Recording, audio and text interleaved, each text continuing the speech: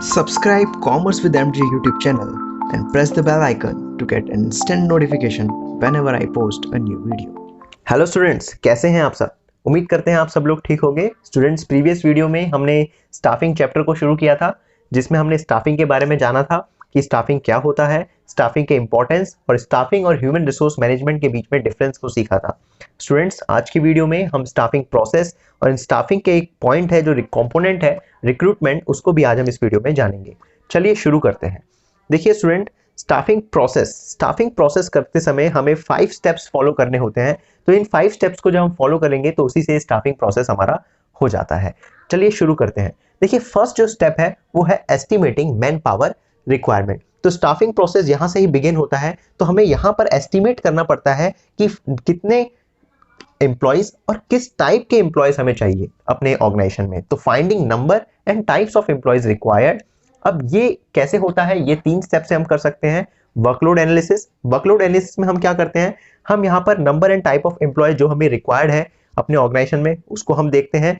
Workforce analysis में हम क्या करते हैं, हम वर्कफोर्स एनालिसिस में एनालाइज करते हैं कि किस किस जॉब पोजीशन को हमें फिल करना है, किस किस जॉब पोजीशन में हमें अंडर बर्डन देखने को मिल रहा है या फिर ओवर बर्डन देखने को मिल रहा है। तो उसकी एनालिसिस करना वर्कफोर्स एनालिसिस होता है।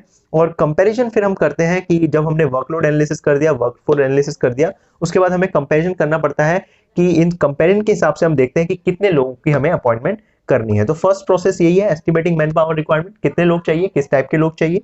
सेकंड जो हमारा स्टेप है वो है रिक्रूटमेंट। देखिए एस्टिमेट तो कर दिया, अब आप लोगों को रिक्रूट करिए, एनकरेज करिए लोगों को कि वो आपके लिए, आपकी जॉब पोजीशन के लिए अप्लाई करें। तो आप रिक्रूटमेंट कैसे कैसे कर सकते हैं वो हम अभी डिटेल में सीखेंगे। थर्ड जो हमारा जो स्टेप है वो है सिलेक्शन। देखिए जब आप रिक्रूटमेंट कर देते हैं, लोगों को एनकरेज करते हैं, तो लोग क्या करते हैं, अप्लाई करते हैं आपकी जॉब पोजीशन के लिए। तो आप उनमें से कुछ पर्टिकुलर बंदों को ही क्या करते हैं, सिलेक्ट करते हैं। तो सिलेक्ट को एक नेगेटिव प्रोसेस भी कहा जाता है। क्यों? क्योंकि यहाँ पर बहुत लोगों ने तो अप्लाई किया, लेकिन बहुतों में से आप कुछ लोगों को ही क्या करते हैं, सिलेक्ट करते हैं। इसके बाद और सिलेक्शन के बारे में फर्दर हम जब ब्रीफ करेंगे तो वहां पर डिस्कस करेंगे। फिर आता है हमारा placement and orientation. Placement and orientation का मतलब क्या है, देखिए जो भी पर्सन को आपने, जिस कैंडिडेट को आपने सिलेक्ट कर रखा है, उस कैंडिडेट को आप एक अपॉइंटमेंट लेटर देते हैं। अपॉइंटमेंट लेटर देने के बाद उसकी प्लेसमेंट हो जाती है और उसके बाद उसका हम ओरिएंटेशन कराते हैं। ओरिएंटेशन का मतलब होता है फैमिलाइज कराना, और जो नया बंदा आया है, जो नया इंडिविजुअल आया है, उसको अपने ऑर्गेनाइजेशन के रूल्स एंड रेगुलेशंस के साथ, उनके मेंबर्स के साथ फैमिलाइज कराने को हम क्या कहते हैं, ओरिएंटेशन कहते हैं। तो giving job position and familiarising the other members and rules of organisation. इसके बाद हमें क्या करना पड़ता है, इसके बाद हमें ट्रेनिंग एंड डेवलपमेंट करवाना पड़ता है अपने एम्प्लॉइज का, कैंडिडेट्स का। तो improving skill to job performance. ठीक है, जो भी आपने कैंडिडेट सेलेक्ट करा है उसकी ट्रेनिंग करवाएंगे, आप उसके डेवलपमेंट करवाएंगे। ट्रेनिंग करके क्या होगा, वो अच्छे से काम कर पाएगा। उसको आप ट्रेनिंग सेंटर में भेजते हैं तो अलग अलग टाइप्स की ट्रेनिंग भी होती है, तो उसको भी हम फर्दर सीखेंगे जब हम इसके कंपोनेंट्स के बारे में डिस्कस करेंगे। तो आई होप आपको क्लियर हो गया होगा स्टाफिंग प्रोसेस क्या है। तो सबसे पहले आपने क्या किया, एस्टिमेट किया मैन पावर रिक्वायरमेंट, कितने लोग चाहिए आपको, किस टाइप के लोग चाहिए। तो इसके लिए हम 3 एनालिसिस करते हैं, workload analysis, workforce analysis and उनके बीच में हम कंपैरिजन करते हैं। इसके बाद हम रिक्रूटमेंट करते हैं, लोगों को एनकरेज करते हैं। फिर सिलेक्शन करते हैं, जो भी लोगों ने अप्लाई किया उसमें से सुटेबल कैंडिडेट जो जॉब के लिए हेड द इफेक्ट, उसको हम सिलेक्ट कर लेते हैं। उसके बाद उनका प्लेसमेंट एंड ओरिएंटेशन करवाते हैं, लोगों को जॉब पोजीशन देते हैं, और जो मेंबर्स सिलेक्ट हुए हैं उनको ऑर्गेनाइजेशन के रूल्स एंड रेगुलेशन से या फिर मेंबर्स के साथ फैमिलाइज किया जाता है। लास्ट में उनका हमें ट्रेनिंग एंड डेवलपमेंट करना पड़ता है। तो ये था स्टाफिंग प्रोसेस। आइए बात करते हैं कंपोनेंट ऑफ स्टाफिंग की। स्टाफिंग के अंदर क्या क्या कंपोनेंट्स देखने को मिलते हैं। तो 3 मेन कंपोनेंट है यहाँ पर। First is recruitment, second is selection and third is training. तो आज हम सीखेंगे रिक्रूटमेंट के बारे में। सिलेक्शन और ट्रेनिंग की हम नेक्स्ट वीडियोस में बात करेंगे। देखिए रिक्रूटमेंट का मतलब क्या होता है, जैसे कि मैंने यहाँ पर अभी डिस्कस किया था।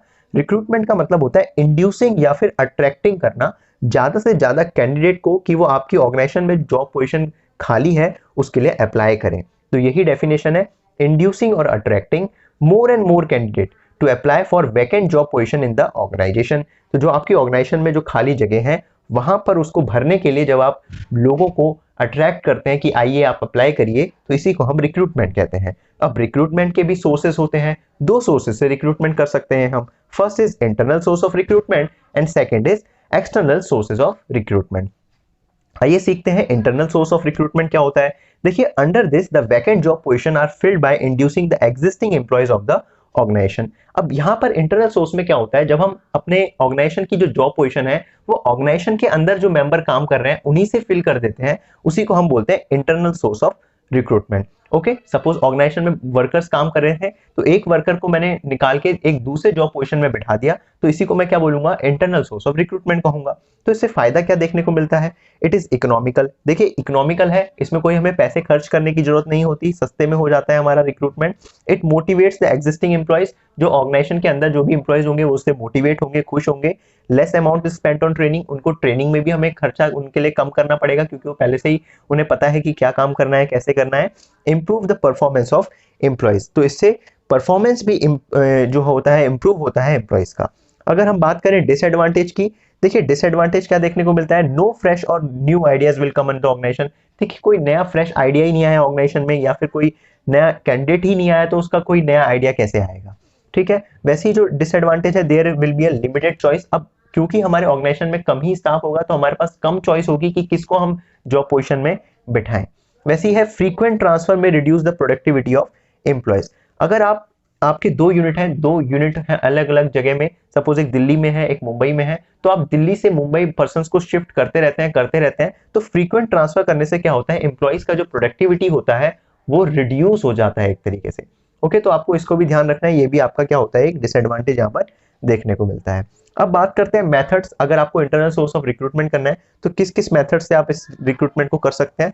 तो फर्स्ट इज ट्रांसफर। देखिए ट्रांसफर में क्या होगा, जब आप एम्प्लॉय को एक जॉब पोजीशन से दूसरी जॉब पोजीशन में शिफ्ट कर देते हैं, अथॉरिटी वहां सेम रहती है, इसी को हम ट्रांसफर कहते हैं। It means shifting the employees from one job position to the other at the same level of authority. Suppose आप प्रोडक्शन मैनेजर से किसी को परचेज मैनेजर बना दे रहे हैं, या प्रोडक्शन मैनेजर से किसी को फाइनेंस मैनेजर बना दे रहे हैं, तो ये क्या हुआ, इसे हम ट्रांसफर कहेंगे। तो यहाँ पर कंपनसेशन में कोई चेंज नहीं आता, अथॉरिटी लेवल में कोई चेंज नहीं आता। वैसे ही अगर हम, और क्या हो सकता है यहाँ पर, प्रमोशन भी यहाँ पर देखने को मिलता है।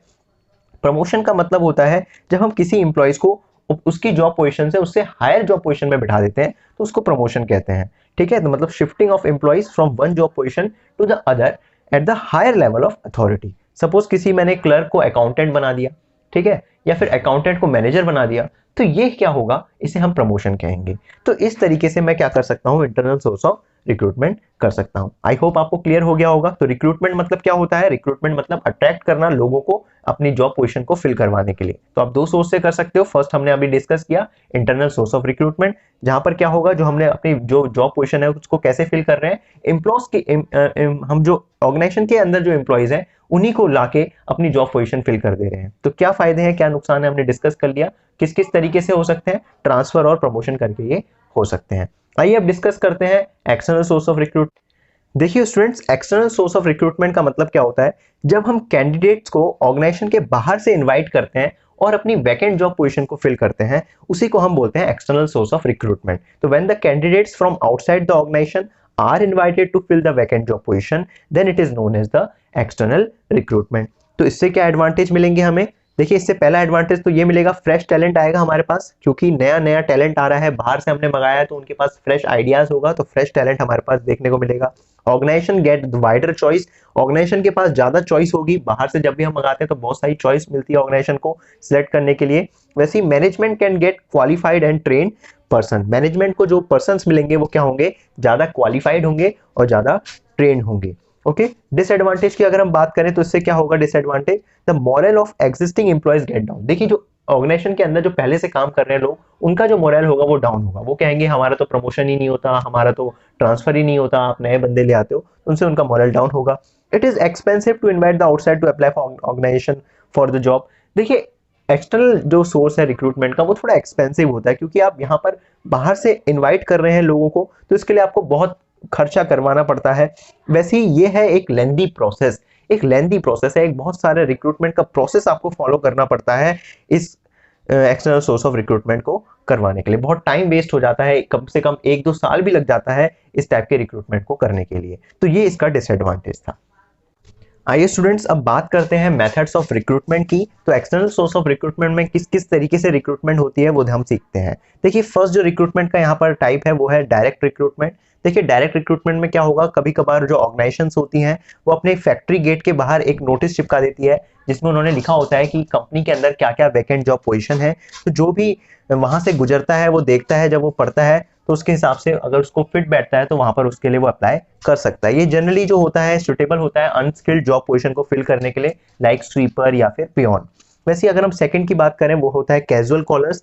देखिए कैजुअल कॉलर्स में क्या होता है, जनरली जो लार्ज ऑर्गेनाइजेशन होती है वो एक large amount of application file अपने पास रखी रहती है। जैसे सपोज प्रीवियस ईयर में उन्होंने रिक्रूटमेंट करी थी तो बहुत सारे कैंडिडेट्स ने अप्लाई किया था, तो ऐसा तो नहीं है कि सारे कैंडिडेट्स को यहाँ पर जॉब मिल गई होगी।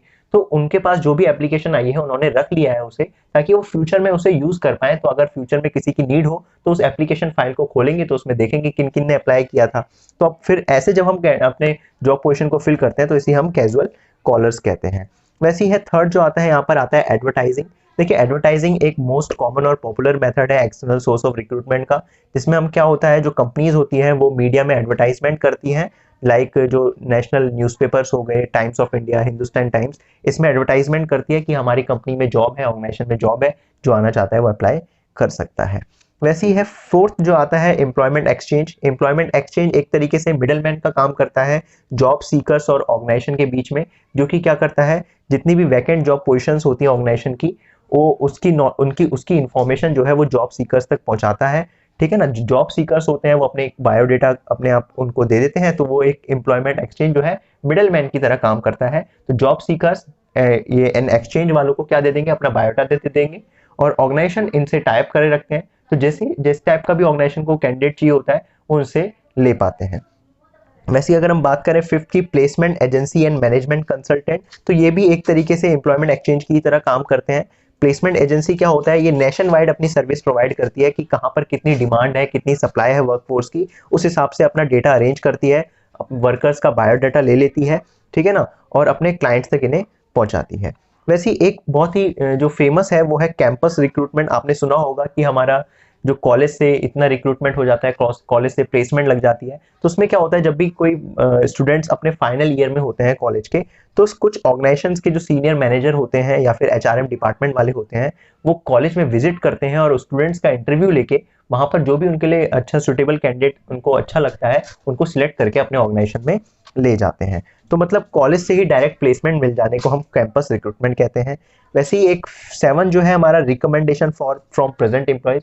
सपोज कोई ऑर्गेनाइजेशन में आपके एम्प्लॉयज काम कर रहा है, उसने कहा कि एक फर्दर फलाना जॉब पोजीशन के लिए ये पर्सन फिट बैठेगा, तो हम जब उसकी रिकमेंडेशन को सुन के फर्दर एम्प्लॉयज को लाते हैं तो इसे हम यहाँ पर कहते हैं। वैसे ही एक आता है हमारा लेबर कॉन्ट्रैक्टर। देखिए लेबर कॉन्ट्रैक्टर में क्या होता है, ये ज्यादातर आपने सुना होगा जो ठेकेदार होते हैं उसके अंदर बहुत सारे वर्कर्स काम कर रहे होते हैं। तो जब भी कोई काम होता है जिसमें हमें अनस्किल्ड वर्कर्स की रिक्वायरमेंट होती है, लेबर की वर्कर की रिक्वायरमेंट होती है, तो लेबर कॉन्ट्रैक्टर्स से हम क्या करते हैं, कॉन्टेक्ट करते हैं। वैसे जो 9th है हमारा advertisement of TV on TV. तो आपने देखा होगा टीवी में भी बहुत सारे एडवर्टाइजमेंट आते रहते हैं कि ये जॉब पोजीशन वैकेंट है या इसकी रिक्वायरमेंट है, तो जब हम टीवी से देते हैं तो ये भी एक मेथड बन जाता है रिक्रूटमेंट का। वैसे लास्ट जो है एक वेब पब्लिशिंग मेथड है। वेब पब्लिशिंग मेथड में क्या होता है, आप इंटरनेट के माध्यम से क्या करते हैं, अप्लाई करते हैं जॉब पोजीशन के लिए, और जो ऑर्गेनाइजेशन होती है वो भी जो वेबसाइट्स होती है जैसे naukri.com हो गई, monster.com हो गई, तो बड़ी बड़ी कंपनियां यहाँ पर विजिट करके लोगों को हायर करती हैं। तो ये कुछ मेथड्स थे रिक्रूटमेंट के, किसके, एक्सटर्नल सोर्स ऑफ रिक्रूटमेंट के। आई होप आपको ये क्लियर हो गए होंगे। चलिए स्टूडेंट्स, अब हमने दोनों मेथड सीख ले हैं, internal source of recruitment, external source of recruitment. आइए इन दोनों के डिफरेंस को हम जानते हैं कि दोनों में फर्क क्या क्या है। तो अगर बात करें इंटरनल सोर्स ऑफ रिक्रूटमेंट की, it means making use of existing staff to fill the vacant job position in the organisation. तो इसमें क्या होता है, ऑर्गेनाइजेशन के जो एग्जिस्टिंग स्टाफ होते हैं उन्हीं का आप यूज करके अपने ऑर्गेनाइजेशन की वैकेंट जॉब पोजीशन को आप फिल कर देते हैं। एक्सटर्नल सोर्स ऑफ रिक्रूटमेंट क्या होता है, it means making a new personal और outsider to fill the vacant job position of the organisation. तो यहाँ पर ऑर्गेनाइजेशन के बाहर से हम लोगों को मंगाते हैं, आउटसाइडर्स को मंगाते हैं और अपनी जॉब पोजीशन को फिल करते हैं। टाइम की अगर बात करते हैं तो इंटरनल रिक्रूटमेंट जो होता है लेस टाइम कंज्यूमिंग होता है, एक्सटर्नल रिक्रूटमेंट थोड़ा ज्यादा टाइम कंज्यूमिंग होता है। इकोनॉमी की अगर हम बात करें तो the process is more economical as it does not involve any cost. तो यहाँ पर ये जो प्रोसेस होता है ये थोड़ा सस्ता होता है, कोई खर्चा हमारा लगता नहीं है, लेकिन एक्सटर्नल सोर्स ऑफ रिक्रूटमेंट थोड़ा कॉस्टली होता है। यहाँ पर हमें न्यूज़पेपर में या मैगजीन्स में या अलग अलग जगह हमें खर्चा करना पड़ता है। वैसे क्वालिटी की अगर हम बात करें तो यहाँ पर इंटरनल सोर्स ऑफ रिक्रूटमेंट में हमारे पास लिमिटेड चॉइस होती है, यहाँ पर हमें ज़्यादा चॉइस नहीं मिलती पर्सन्स की, लेकिन एक्सटर्नल सोर्स ऑफ रिक्रूटमेंट में हमें वाइडर चॉइस होती है। ओके, और बेस्ट क्वालिटी के हमें पर्सन्स देखने को मिलते हैं। मोरल ऑफ द एम्प्लॉयज की अगर हम बात करें तो इंटरनल सोर्स ऑफ रिक्रूटमेंट करके जो एग्जिस्टिंग एम्प्लॉय होते हैं उनसे उनका मोरल बूस्ट होता है, उनको एक चांस मिलता है कि वो प्रमोट हो पाते हैं। लेकिन एक्सटर्नल सोर्स ऑफ रिक्रूटमेंट में ऐसा कुछ भी नहीं होता। जो एग्जिस्टिंग एम्प्लॉयज होते हैं उनका मोरल नहीं बढ़ पाता, क्योंकि उन्हें पता है कि जो आगे वो ग्रो और डेवलप नहीं कर पाएंगे। क्यों? क्योंकि नए एम्प्लॉयज को ऑर्गेनाइजेशन जो है वो हायर कर लेगी। तो ये डिफरेंस थे internal and external source of recruitment के। तो आई होप आपको आज की वीडियो अच्छे से क्लियर हो गई होगी। अगर कोई भी डाउट है तो आप मुझे कमेंट कर सकते हैं। ओके, और इंस्टाग्राम में भी आप पर्सनली मुझे डीएम कर सकते हैं। चैनल के लिंक में इंस्टाग्राम का भी मेरा लिंक छुपा हुआ है, आप वहां जाके चेकआउट कर सकते हैं कि कहाँ पर है, क्या है। ओके, और वीडियो पसंद आई है तो लाइक करिए, चैनल को सब्सक्राइब करिए और शेयर करिए अपने फ्रेंड्स के साथ, ताकि उनके भी डाउट क्या हुए क्लियर हुए। मिलते हैं अपनी नेक्स्ट वीडियो में। इसके आगे के 2 कंपोनेंट सीखेंगे, सिलेक्शन एंड ट्रेनिंग के बारे में जानेंगे। तब तक के लिए गुड बाय, टेक केयर।